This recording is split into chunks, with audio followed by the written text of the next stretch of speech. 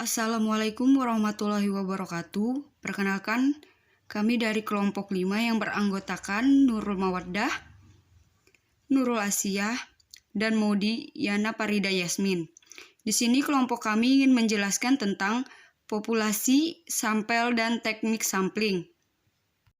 Nah, yang pertama saya akan menjelaskan mengenai populasi.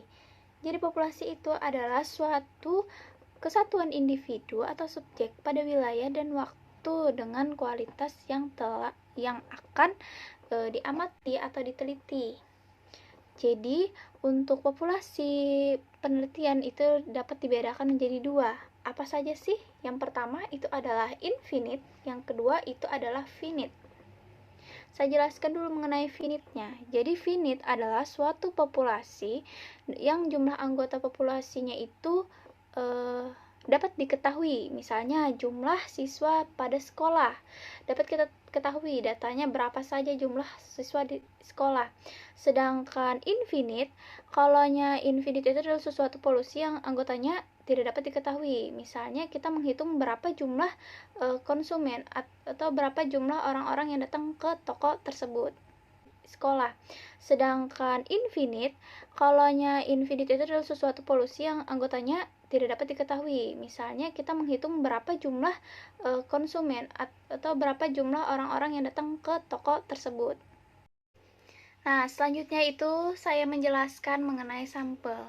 Nah, sampel ini sendiri kita ketahui dulu, sampel itu adalah sebagian dari jumlah dan karakteristik yang dimiliki oleh populasi. Nah, jadi bila populasinya besar dan peneliti tidak mungkin mempelajari semua yang ada pada populasi, misalnya karena keterbatasan dana, tenaga dan waktu, maka peneliti dapat menggunakan sampel yang diambil dari populasi itu. Pada yang dipelajari dari sampel itu, kesimpulannya itu akan diberlakukan untuk populasi. Untuk itu, sampel yang diambil dari populasi harus betul-betul representatif. Itu menurut dari Sugiono pada tahun 2010. Jadi sampel sendiri ada dua, yaitu kuota sampel dan cucian sampel. Jadi masing-masing pastinya memiliki kekurangan dan kelebihannya masing-masing. Saya jelaskan dulu mengenai kuota sampel. Jadi kuota sampel adalah teknik untuk menentukan sampel dari populasi yang mempunyai ciri-ciri tertentu sampai jumlah kuota yang diinginkan. Keuntungannya yaitu yang pertama itu perbaikan dari cucian sampling. Yang kedua itu adalah teknik sampling yang mudah. Nah, untuk sampling sendiri akan dijelaskan oleh teman saya setelah ini. Yang ketiga itu secara teratur paling banyak digunakan pada lembaga sosial. Nah, untuk kekurangannya, yang pertama bukan sampel yang representatif. Yang kedua itu adalah tidak bebas dari kesalahan. Yang ketiga itu adalah memiliki pengaruh dari regional, geografis, dan juga faktor sosial. Yang selanjutnya itu adalah cucian sampel. Nah, jadi cucian sampel ini adalah teknik pengambilan sampel di mana sampel yang dipilih itu berdasarkan penilaian peneliti bahwa dia atau seseorang yang paling baik jika dijadikan sampel penelitiannya. Jadi memiliki keuntungan yang pertama itu adalah pengetahuan dari peneliti dapat digunakan pada teknik sampling ini. Yang kedua itu teknik sampling yang ekonomis. Lalu kekurangannya itu teknik ini objektif. Yang kedua itu tidak bebas dari kesalahan. Yang ketiga itu termasuk variasi yang tidak terkontrol. Nah, selanjutnya ini adalah langkah-langkah penentuan sampel. Jadi yang pertama itu ada tetapkan luas populasi. Nah, jadi langkah pertama dalam upaya menentukan sampel penelitian adalah menentukan luas atau besaran populasi atau jumlah anggota populasi. Pada langkah yang pertama ini peneliti harus mampu menentukan sifat populasi penelitian, apakah populasi ini finite atau infinite. Yang kedua itu adalah kenali kualitas anggota populasi. Jadi peneliti itu secara dini melakukan penelitian pendahuluan untuk mengetahui dan mencermati kualitas dan ciri-ciri para anggota populasi. Hal ini diperlukan agar peneliti itu mampu mengambil suatu kesimpulan apakah keadaan anggota populasi cenderung homogen atau seragam atau malah cenderung heterogen, beragam. Yang ketiga itu adalah tetapkan besaran jumlah populasi.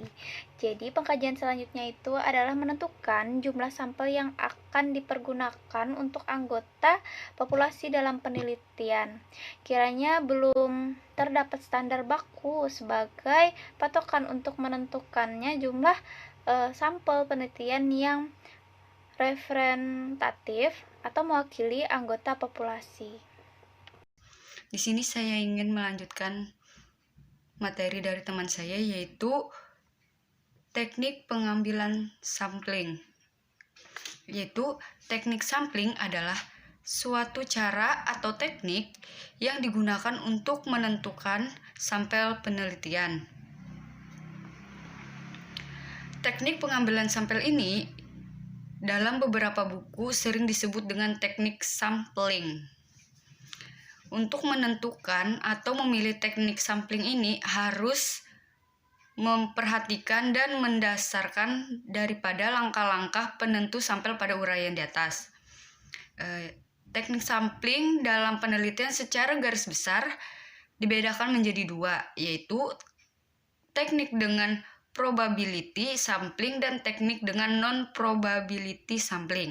Yang pertama ada teknik probability sampling, yaitu teknik ini sering juga disebut dengan random sampling, yaitu pengambilan sampel penelitian secara random.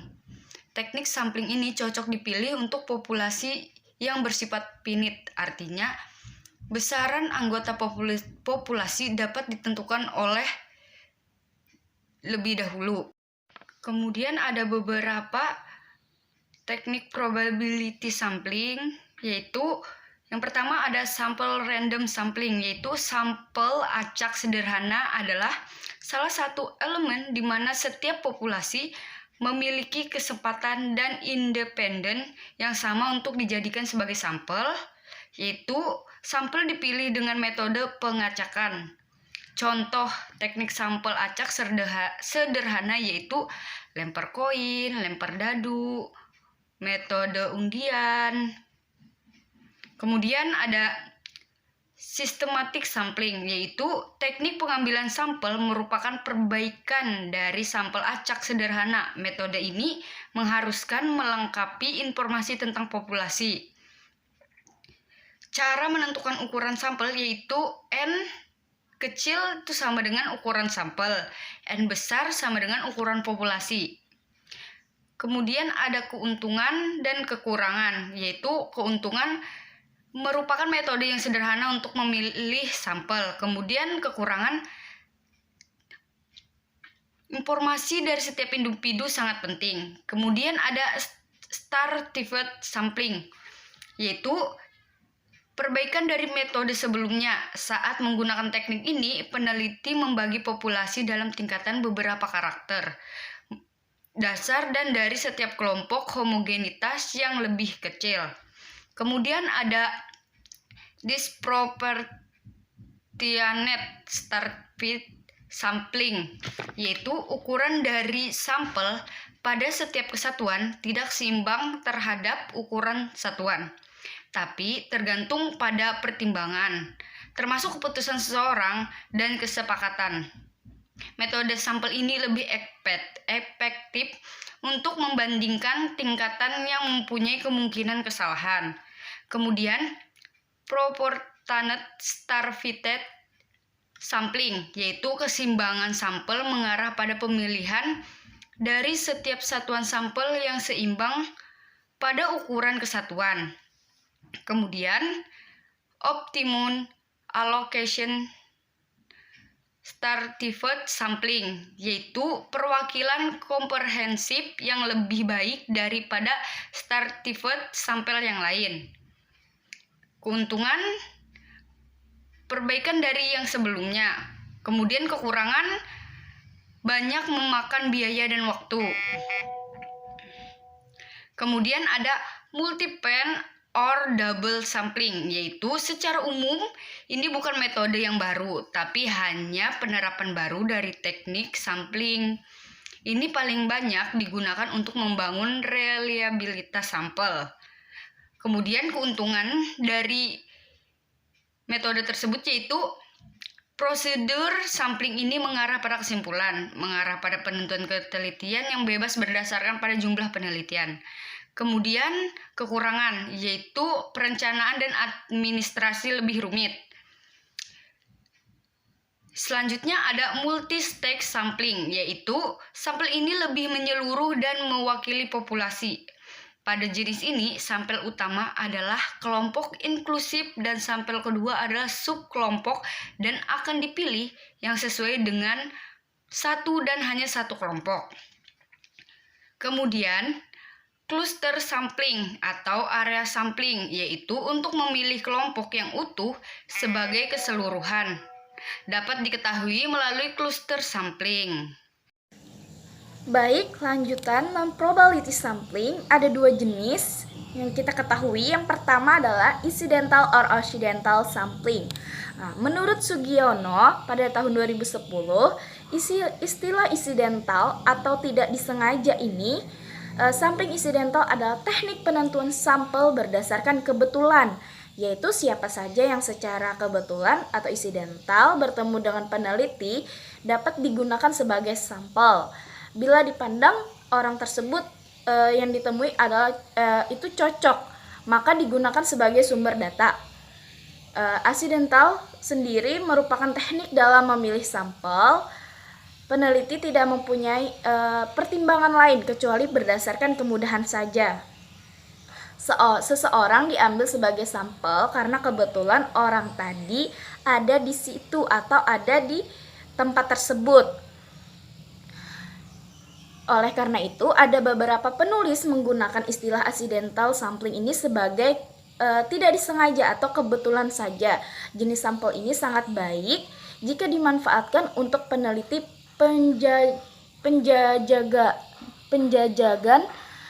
penjajahan yang kemudian diikuti oleh peneliti lanjutan yang sampelnya diambil secara acak atau random. Nah, jadi contohnya di sini, misalnya ada seorang peneliti ingin mengetahui tentang kebersihan wilayah Jakarta Selatan, maka ia menanyakan kepada orang yang ada di jalan yang ditemuinya saat itu, yang dijumpainya, tapi bukan orang yang sudah mengerti tentang kebersihan wilayah Jakarta Selatan tersebut, seperti petugas kebersihan, kantor gubernur, wali kota Jakarta Selatan. Tidak, tapi di sini dia secara kebetulan atau tidak disengaja menemui seseorang yang ingin dijadikannya sumber data tersebut untuk menjadikan sampel. Jadi keuntungan di incidental or accidental sample ini ada 3. Yang pertama, metode samplingnya sangat mudah. 2, secara teratur digunakan untuk scansi. Ketiga, menghemat waktu, uang, tenaga. Tapi kekurangannya di sini adalah yang pertama, tidak mewakili populasi, yang kedua, tidak bebas dari kesalahan, dan yang ketiga, statistik parametrik tidak dapat digunakan. Lanjut, purposive sampling. Ini merupakan teknik penentuan sampel dengan pertimbangan tertentu, misalnya akan meneliti tentang kualitas makanan, maka sampelnya adalah purposive sampling. Ini merupakan teknik penentuan sampel dengan pertimbangan tertentu, misalnya akan meneliti tentang kualitas makanan, maka sampelnya adalah orang yang ahli di makanan tersebut atau sebagainya. Maka sampel ini lebih cocok untuk penelitian kualitatif atau penelitian-penelitian yang tidak memerlukan generalisasi. Nah, jadi di sini keuntungannya itu menggunakan pengetahuan terbaik terkait dengan subjek sampel. Yang kedua, lebih baik mengontrol variabel secara signifikan. Terus yang ketiga, data kelompok sampel dapat dengan mudah dipadu padankan. Yang keempat, homogenitas mata pelajaran dapat digunakan pada sampel, tapi kekurangannya, yang pertama, kriteria reliabilitas dipertanyakan. Yang kedua, pengetahuan tentang populasi sangat penting. Yang ketiga, kesalahan dalam pengaplikasian subjek sampling. Keempat, ketidakmampuan untuk memanfaatkan statistik parametrik inferensial. Dan yang terakhir, ketidakmampuan untuk membuat generalisasi terkait jumlah populasi tersebut. Jadi setiap jenis-jenis ini mempunyai kekurangan dan keuntungannya masing-masing. Itu saja yang dapat kelompok kami sampaikan. Mohon maaf jika ada salah kata dan perbuatan. Wassalamualaikum warahmatullahi wabarakatuh. Terima kasih.